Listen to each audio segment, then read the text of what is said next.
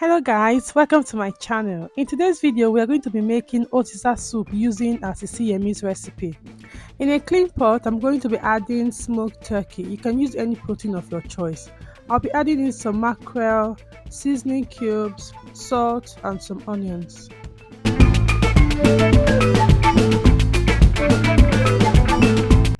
And now I'm going to add some water. I added 2 cups of water. Then I'll cover and allow it to cook for 6 to 7 minutes.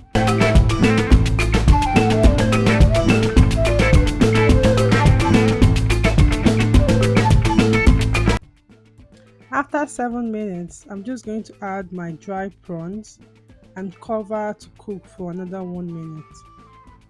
While that is cooking, I'm going to blend my crayfish, yellow pepper, Uziza seed, onions, ogiri, also known as native seasoning. Add water and I'm going to blend until it is completely smooth. Now I'm just going to add the blended mixture into the pot and allow it to simmer.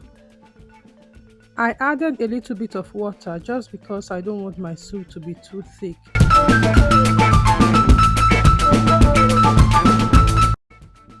I'm just going to cover and allow it to simmer. While it is cooking, I'm going to mix achi and oil together.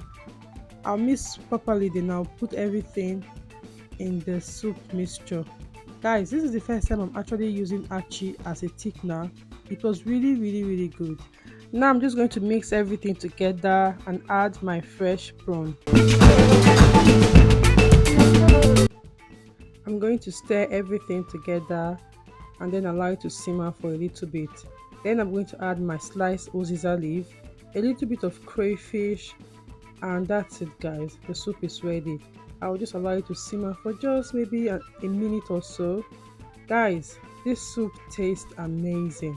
When Siyemi said that if you have not tried this soup, you are still sleeping on a bicycle, she was absolutely right.